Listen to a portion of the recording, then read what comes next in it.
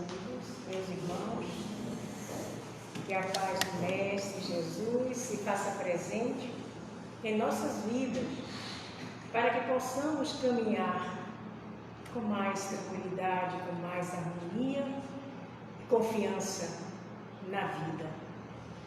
Porque diante das dificuldades que são naturais ainda em nosso planeta Terra, temos muitas das vezes situações tão difíceis que nos leva, às vezes, se não tivermos essa firmeza do conhecimento espiritual, a fraquejar, a duvidar da misericórdia de Deus.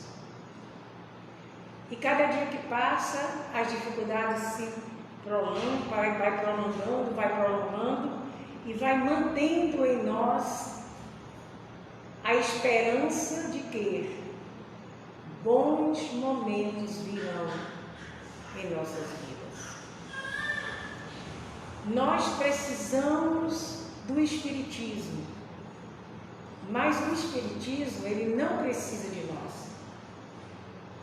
Não há quem tire dessa verdade, porque é feita pelos Espíritos imortais. O homem apenas codificou, trouxe os ensinamentos para nós através do conhecimento que ele teve dos Espíritos. E nós hoje vamos falar sobre o que nós podemos dar de graça, o que recebemos gratuitamente. O nosso mestre, a princípio nesse capítulo, que é o capítulo 26, que é o Lucas, o Marcos e o Mateus, que traz para nós essas orientações, quando ele diz que se deve se curar, tirar os espíritos maus, os demônios das pessoas, levar as pessoas na condição da fé, para que elas possam manifestar esse amor. É tanto que quando, na passagem que tem como é que diz? Essa passagem que tem, deixa eu ver como é que fala aqui, que Deus mostrou assim, que manifestou o paralítico. Essa passagem, esse homem ele tinha dificuldade desde ao nascer de não andar. Ele precisava, de imediato, quando ele soube desse Nazareno, que tinha essa capacidade de cura, e ele manifestou o desejo de chegar até ele, para que fosse tirar daquela enfermidade que ele tinha, de muitos e muitos anos, até na idade em que ele estava, naquela época era um jovem. E quando ele chega, ele pede a 4 amigos que tinham muita estima por ele, gostavam muito dele, e ele pede a esses 4 amigos que o levem até esse local onde Jesus estava, que era na casa de Pedro, na casa do caminho. E eles levam ele na cama, aquelas camas que eram feitas de bambu, de madeiras finas, para que ele fosse tocar um amigo para onde ele quisesse ir. Então eles carregam de um lado do outro e levam até chegar lá. Quando eles se aproximam do local da casa, existe uma barreira muito grande de seres humanos, de pessoas com a mesma dificuldade deles, e talvez até maiores. E eles não tinham como penetrar até chegar à porta da casa de Pedro, onde Jesus estava, em Cafarnaum. E eles têm uma ideia de subir pelo telhado. Imagine a dificuldade que foi de pegar aquela cama de madeira para conseguir subir pelo telhado. Eles encontraram lugares, conseguiram no lado atrás da casa, e eles destelharam aquela casa e desceram ele numa corda até chegar ao local onde Jesus estava. E realmente ela parou em frente ao Mestre Jesus. E Jesus olhou para ele, e ele olhou para Jesus, e disse: me cure. E Pedro, que estava perto dele, falou, mas tanta gente está esperando também esse coisa. Ele passa pelo telhado e chega até aqui. Você não acha que ele podia esperar mais um pouco? Aí o mestre, como ele conhece já, né, toda a nossa vida, ele tem o dom de penetrar na nossa alma e perceber, porque Pedro ele sempre indagava. Ele procurava saber de tudo que Jesus fazia e ele como era a sombra dele. Ele, Tiago e o outro, eles sempre estavam juntos. E Jesus dá uma explicação para eles, diz assim: Pedro, você parou a pensar, para indagar, para entender como é que este homem que está aqui teve um trabalho imenso através dos seus amigos para destelhar e trazer até aqui. Porque as casas da época não eram as casas como hoje. Mesmo de telha, são traçadas as linhas. As linhas fazem e eles traçam, aí não tem nem condição. Mas as casas daquela época eram afastadas. Não tinha, e tinha lugares, né, que dava para passar. Que era diferente aquela cobertura, não era como a cobertura dessa nossa agora, que é mais bem feita, mais, principalmente em casa de pessoas que não tinham renda financeira, quase nenhuma. Este homem mostrou para mim, para todos aqui, que ele é movido de uma grande fé. E diz assim: pega a tua cama e vai embora, e caminha, anda. E foi o que esse jovem fez.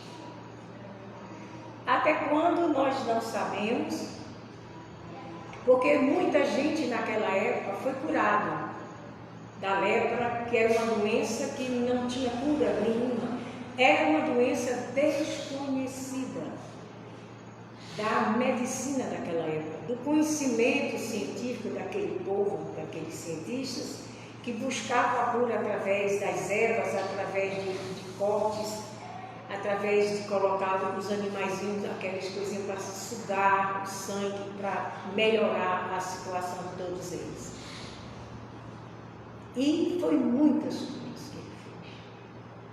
E nós sabemos que desse moço mostra uma coisa que nós precisamos entender. Nenhum de nós chegamos a lugar algum se não dermos o nosso primeiro passo. Porque antes de nós darmos o primeiro passo, nós precisamos pensar, organizar, fazer, conhecer, até vir o impulso do querer, a vontade de ir e o momento certo de se erguer em pensamento ou em pedir a outro que eu faça para alcançar aquilo que ele necessita ou necessitamos no momento que precisamos. Toda a leitura do Evangelho nos leva ao entendimento que quando o nosso mestre fala para nós através dos ensinamentos, ele mostra que em primeiro lugar somos nós, a nossa vontade, a mulher que tocou nas suas vestes com tanta fé que sarou, nunca mais sangrou como sangrava. E nós observamos tantas outras curas que ele fez, porque ele tinha a capacidade de manipular. Ele conhecia toda aquela natureza naquela época, onde ele tinha a capacidade de levar o conforto, a saúde, a cura daqueles que vinham em busca dele. Quantos daqueles não conseguiram a cura, não conseguiram nem chegar? Porque, como nós somos ligados muito ao que é pegar, sentir, nós não entendíamos, ainda não entendemos hoje, imagine naquela época. Muitos deles não alcançaram porque não creram. Eles não acreditavam que só em pensar, eles entrariam em consciência com Cristo. Eles entrariam nessa linhagem do Cristo, chegar até atingir onde ele estava para receber aquela dádiva da cura. E a maioria não conseguiu chegar a esse ponto. Eles tentaram acompanhar o Cristo até o dia do seu sepultamento, mas não encontraram a cura. E muitos deles encontraram a cura, mas o Cristo, quando ele curava, ele nunca disse para nós: o que é que você quer? Você não se reconhece que você é culpado? Você não se reconhece que você é pecador? Será que você tem merecimento dessa cura? Não. O Cristo nunca olhou para nós e disse: vocês são culpados, ou não são dignos de estar ao meu lado, ou não são dignos de receber a saúde e a cura que vocês precisam. Mas ele tinha uma maneira de falar: vai, tua fé te curou, não tornes a errar ou a pecar. E daqueles todos que tiveram a cura, muitos deles, mesmo antes de transcender ao mundo espiritual, que é o que nós temos que fazer, porque nossa vida aqui, ela é limitada, ela tem momento certo para a volta. E ele voltaram a fazer tudo que levou ele à ruína da doença: a bebida em excesso, desvaneio sexual, a ira de tomar o que é dos outros, a força, e daí por diante voltaram a enfermar novamente. E então nós observamos, toda nessa primeira parte que o mestre fala da cura, que nós, como seres humanos que somos, nós somos filhos de Deus, nós temos a centelha de luz de Deus em nós. E nós temos também, se assim o quisermos, e tivermos a fé no mestre, ou em nós mesmos no momento de uma cura, podemos curar também. E ele alertou a todos nós naquela época, nos dizendo: você pode fazer o que eu faço e muito mais.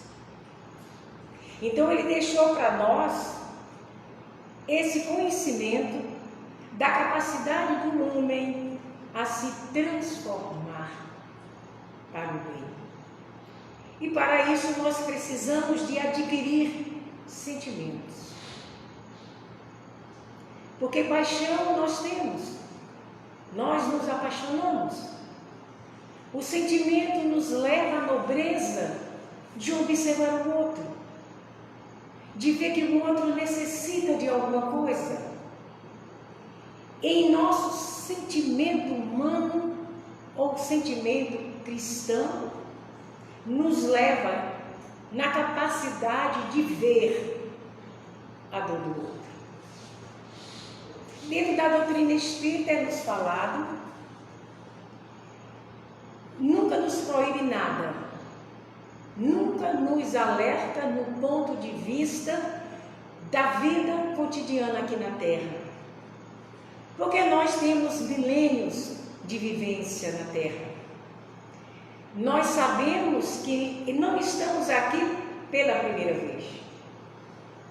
Mesmo quando Paulo de Tarso nos alerta e nos diz, em uma de suas palavras, de suas cartas, que vivemos aqui nesse momento, como linda assim, uma só vez.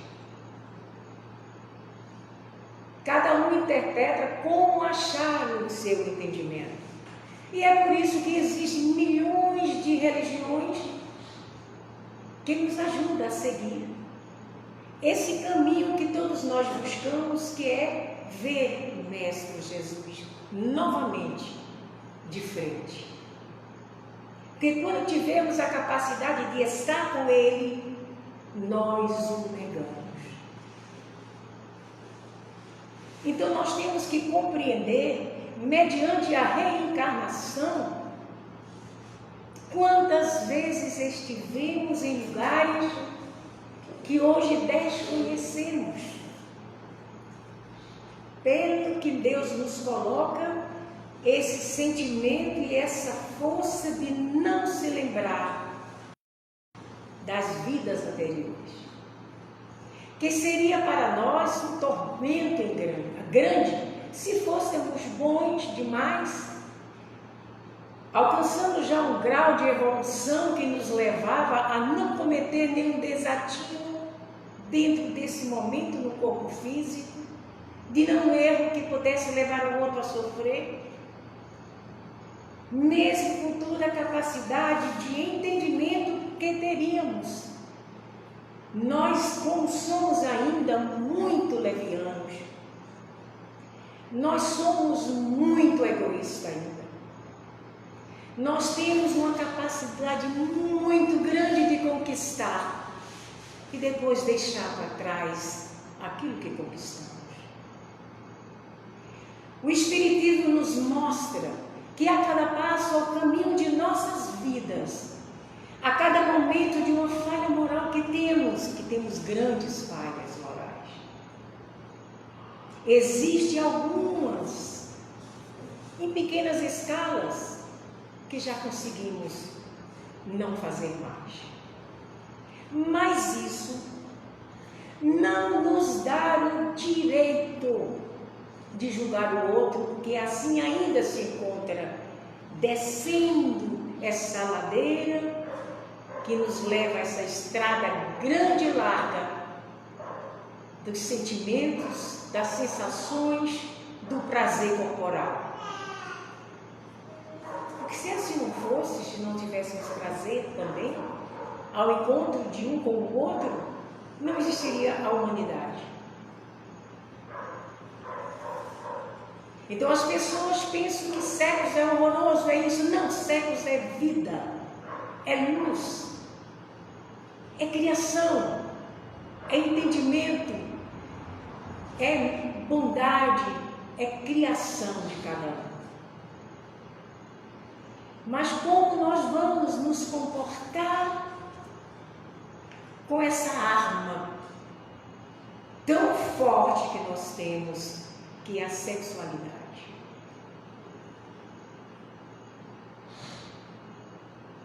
E aí nós paramos para pensar que o Espiritismo ele nos ensina a química, a física, a filosofia, a biologia.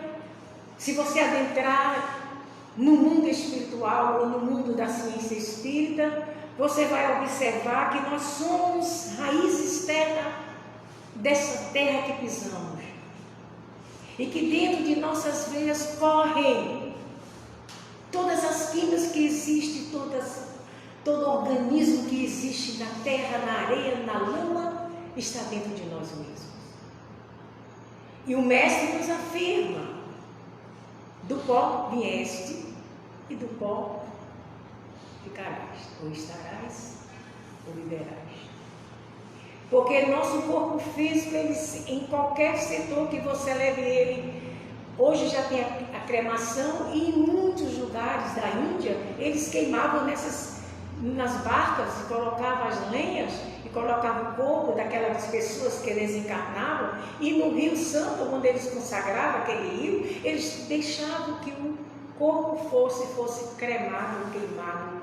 Hoje já tem a cremação que você vai colocar dentro daquela urna e do outro lado sai as cinzas. Mas não deixa de estarmos na criação, na natureza, porque alguém joga nos mares, joga na terra, joga no espaço, joga nos rios, e nós nos transformamos na mesma espécie que somos, que é a natureza.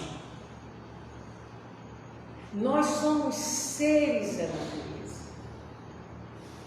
Quando se vê numa praça de cidades mais evoluídas, onde se cuida da natureza, onde se cuida da limpeza daquela casa, daquela praça, existe até hoje. Eu me lembro que quando eu vim morar aqui, lá no Indianópolis, tinha um carro motor ali que era do moço, que tinha muitas coisas para alugar, e tinha na praça uma plaquinha dizendo: não me pise a grama, eu tenho vida.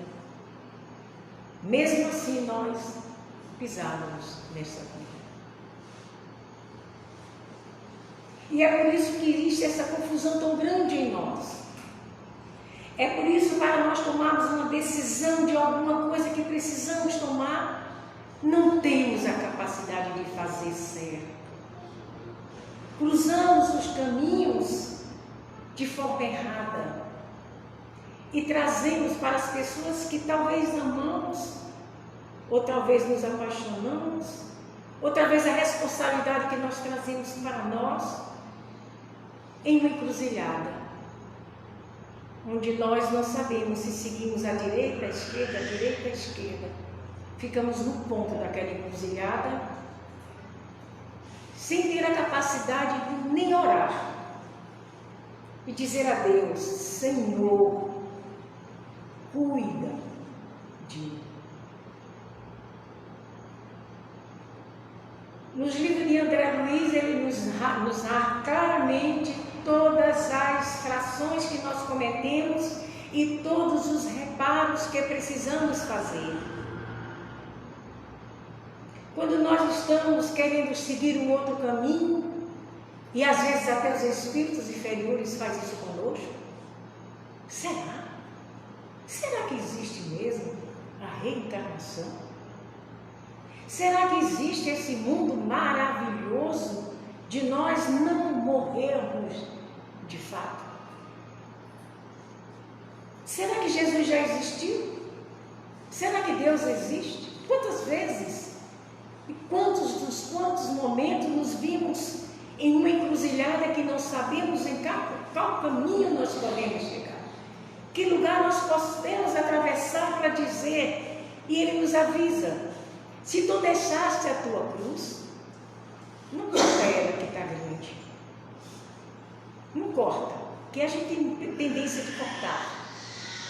Porque mais tarde precisarás dela. E a gente, na nossa ignorância ainda, começamos a talhar essa cruz, que é um símbolo, uma simbologia da dor, do sofrimento de Deus, de Jesus, nosso Mestre.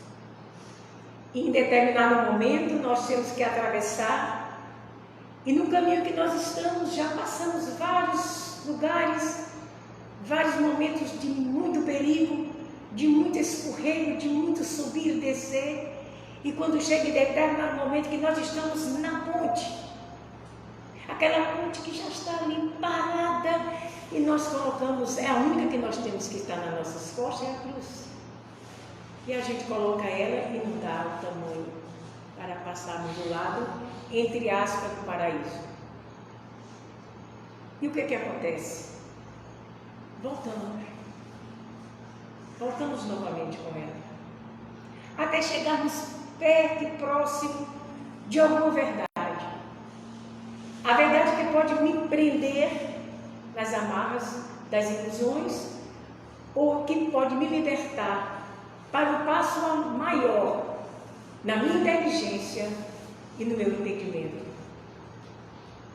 E é aí que começa uma nova jornada reencarnatória, onde nós vamos trilhar todo aquele caminho novamente, e testar a nossa cruz. O que é a cruz? São os problemas, são as dificuldades, são as perdas do que amamos, são tudo que nós passamos, que dá no nosso coração a sofrer, a cair. Nós voltamos novamente. E aí, Deus nos diz, através do Mestre Jesus, o maior presente que nós recebemos aqui na terra é voltarmos novamente. Fazermos a mesma caminhada. Isso é o caminho da cura, o caminho da libertação, o caminho da busca que nós temos sempre.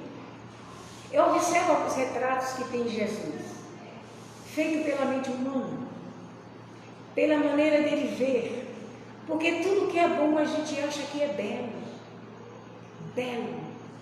Chico Xavier não era belo, mas era luz, é luz. Divaldo Pereira Franco, ele não é belo, mas ele é um homem que se doou por completo aos 19 anos na doutrina espírita e tem o maior lugar de coisas maravilhosas que ele fez com o seu primo Nilson. E ele não é belo, mas ele compreendeu a mensagem de Cristo. Nós ainda não compreendemos. Seguir o Cristo é fácil, é fascinante. Mas respeitar as leis da natureza, as leis divinas, aí onde está a dificuldade nossa. Nós não a respeitamos, por isso adoecemos, por isso ferimos, por isso somos feridos. Aí você volta para a lei de ação e reação, que é a lei natural da física, da química física. É uma lei natural, porque você joga e volta. E a primeira vez que você pega a pedra para jogar no outro, suas mãos ficam manchadas de poeira. E quando se cospe no alto, como dizem os antigos, pode cair no rosto, na face.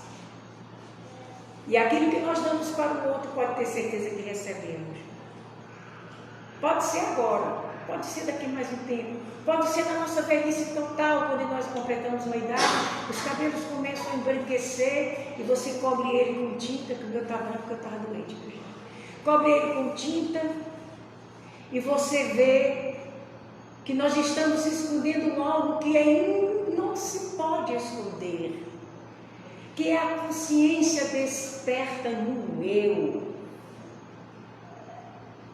O que é que eu fiz de mim? Da minha oportunidade que eu tive de servir, porque ele disse, eu não vim, eu vim para servir mesmo. Eu fui para a manjedoura, eu ajudei meu pai, trabalhei no ofício do meu pai, fui carpinteiro até os 30 anos de idade, porque tinha que ser, porque a lei era essa, do judeu. Se morresse o pai, o filho mais velho que assumia o compromisso de cuidar.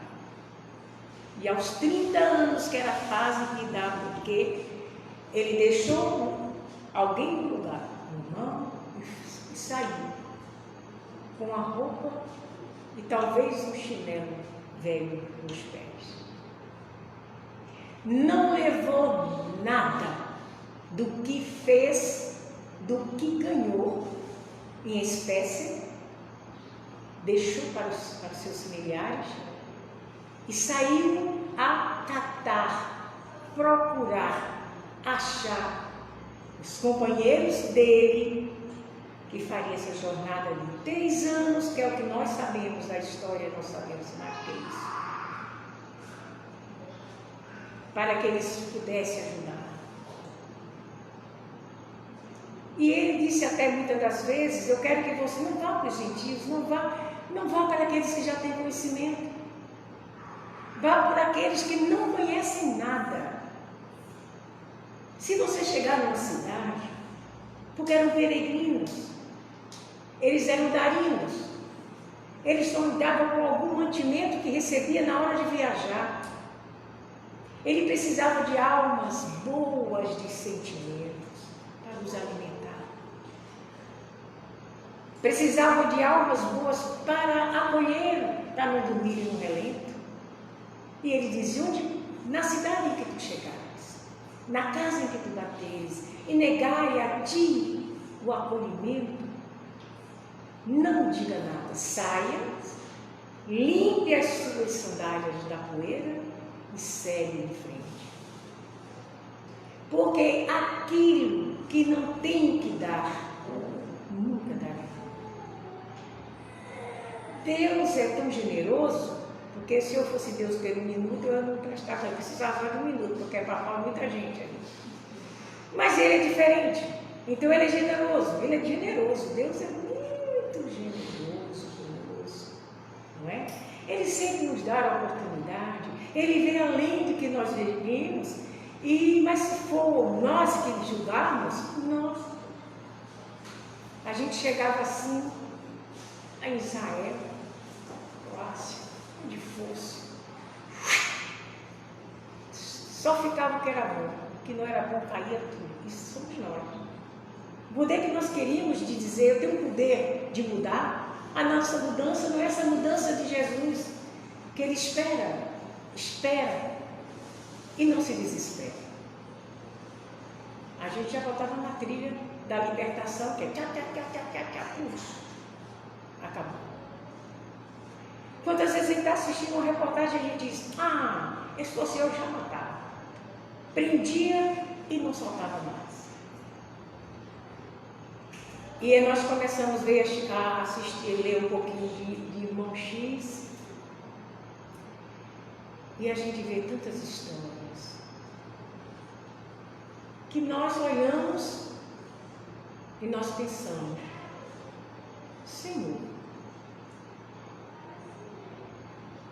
naquela época e hoje, só mudou a tecnologia. O fogão que agora é a gás, a máquina de lavar, o ferro de passar que é a elétrica, o ar-condicionado que nos refresca, o banheiro, o chuveiro que nos dá um calorzinho no frio. E nós continuamos da mesma espécie. Há mais de 2000 anos nós estamos rolando nas oportunidades que temos e não entendemos que só nós, na nossa capacidade de entendimento, pode mudar a situação. A gente lembra daquele menino que o pai estava agoniado, como é que muda o mundo, e tinha um mapa ali, estava todo cortado. Ele chegou no chão, fez o quebra-cabeça do mapa, aí mostrou, né, o mundo, o homem assim, o mundo. Aí eles olharam, só nós podemos. A mentalidade melhorou muito, a bondade melhorou muito, os homens estão melhores, bem melhores, porque eles já não admitem tanta violência. Tem homens defendendo as mulheres, as que foram mais sofridas e até hoje ainda sofrem, não é? Pela falta de compreensão de uma geração machista, de uma criação que nós mesmos como mães levamos nossos filhos a serem verdadeiros grosseiros, ignorantes, machistas. Agora está melhor. O menino pode pegar uma vassoura e varrer o banheiro, lavar o banheiro. Ele pode fazer uma comida, fritar um ovo. Está melhorando, gente. São milhões de anos nessa ignorância. Vindo como homem, voltando para o mundo espiritual, retorna de novo na mesma prova, porque só podemos mudar de polo quando a gente acertar o que nós estamos. E ainda hoje estamos endurecidos de sentimentos. E agora nós voltamos na parte que Jesus fala o seguinte, quando ele diz assim: ele fala de preces pagas. Ele fala com os discípulos que dá de graça, que de graça recebes, e que nós não sejamos como os outros, que se veste elegantemente, grita em praça pública e tira das viúvas o que elas necessitam para viver. Com preces longas. E cada maior é a prece longa, maior é o dinheiro que você tem que pagar, até deixar elas sem dinheiro nenhum, pela ignorância e pela falta de acolhimento de uma sociedade machista que pegava a mulher e jogava em um lugar qualquer e tomava os seus bens, porque era viúva. Sempre isso, até hoje tem isso. E as preces, até hoje a gente vai em um determinado local religioso que você faz prece e você paga para a prece. Você paga para a prece. É quanto a prece para tal dia, se for 7 dias, 8 dias, por dia, vamos dizer, R$1.000, R$700, R$800. E tem pessoas que nem rezar querem. Preferem que paguem. Ô fulano, reza para mim. Quando a gente pede para rezar para nós, é porque nós precisamos entender que nós temos dentro de nós uma força que ainda não vimos. Pedir para o doente, isso é maravilhoso. Se 4 ou 5 preces de pessoas no mesmo lugar orando, é maravilhoso. Você vê, o rapaz estava morrendo, estava lá Anaclécio, estava todo mundo lá orando para ver se ele não morria, ou se não para levar ele na desencarnação. E uma criança que não era nem filho dele, era um filho de uma empregada, orou, já estava levando, já estava suspendendo ele para cortar o laço que nós temos, de ligação do corpo físico. E de repente ele intercedeu, ele voltou. Ele vai viver o tempo que ele precisa. A prece é a força maior que temos. E quando você faz essa prece, não é palavras demais, não é reza, não. É só dizer e sentir dentro do seu âmago, dentro do seu ser, que quando diz assim, Senhor, ajuda, você sente na alma, e você essa prece vai ser ouvida. Mas a gente reza assim, a Maria chega e diz, Pai nosso que estás nos céus, meu Jesus, está tudo bem aqui, me ajudou, esses dinheiros se desviou, Jesus. A gente faz uma confusão tão grande, que no final ela não vai para lugar nenhum, se espalha nas mentes como a nossa, sem nenhum determinismo, sem nenhum propósito de vida, ou de conhecimento da vontade de Deus. E a pessoa diz, tu está rezando pouco, ou senão tu está rezando, mas tu não está rezando com fé, não. Mas é o único recurso que o ser humano tem aqui na Terra, é a oração. E depois o passe. Na Igreja Católica, se tem fé, a hóstia consagrada. Ou em outras igrejas, se tem fé, bater a cabeça e dizer qualquer desses orixás que eles acreditam. Porque Deus está em todos nós. Por que não estaria na Umbanda? Por que não estaria em outros lugares? Só em nós, que somos intelectuais, ou que pensamos que somos? Porque o mais sábio da época, antes do Cristo, disse, sei que nada sei. Mas você é muito nada. Porque por mais ciência que sabemos, por mais faculdade que façamos, por mais coisas que buscamos, você sabe aquilo que você buscou. Você não sabe tudo. Porque só Deus sabe tudo.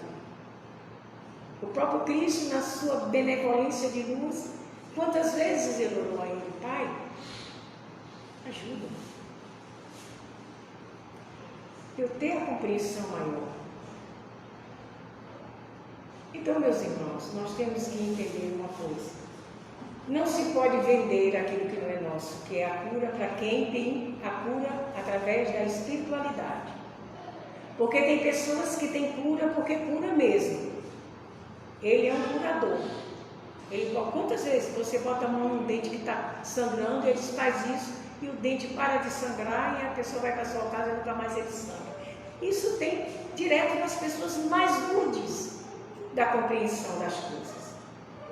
Porque a fé que ela tem é dela, ela pode não cobrar nada, mas se quiser deixar um ovo, uma farinha para comer, que ele vive na roça, mas nós que somos médios, não podemos cobrar aquilo que não é nosso, porque a pessoa só é médium com o espírito que vem comunicar. Se não tiver, não existe mediunidade nenhuma.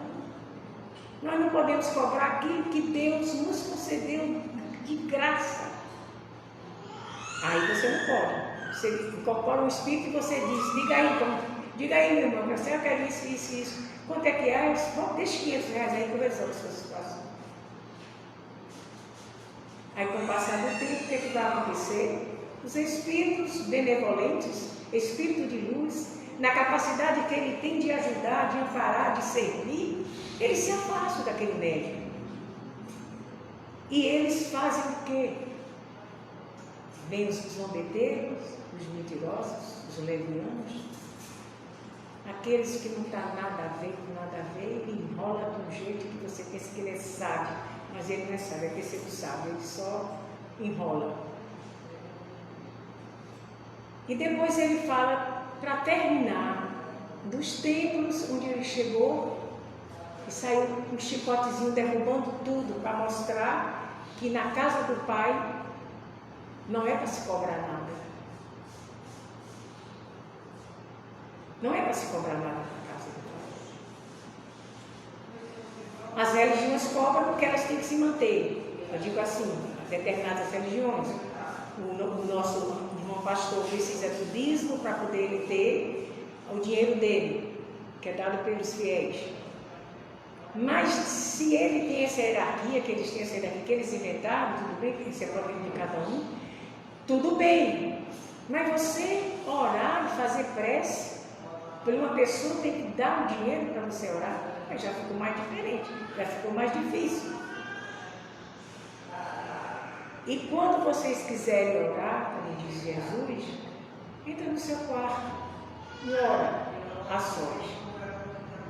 Esse quarto somos nós, onde quer que estejamos, ou numa festa, onde o barulho está tomando conta de tudo, e de repente você vê uma pessoa que tem necessidade de um amparo ou de um socorro, ali naquele mesmo barulho você recolhe-se a si mesmo e pede ajuda, que a ajuda chega onde estiver, seja numa festa, seja lá no presídio, seja no cemitério, seja onde está uma pessoa que está morrendo ou morreu, seja onde quer que vocês estejam, vocês podem entrar em contato com Deus e com o Mestre Jesus. E é isso que nós precisamos fazer. Essa graça que nós temos, que recebemos, que é o dom da vida, do conhecimento do sentir, de todos os sentidos que nós temos, outros têm o sexto, outros têm até mais, mas não tem importância não, ninguém é mais importante do que ninguém, porque se nós fôssemos mais do que os outros, não estaríamos aqui nesse vale de lágrimas e de sofrimento ainda. Para mudar a terra, é preciso que nós mudamos, que Jesus nos ampare e nos conforte de sempre.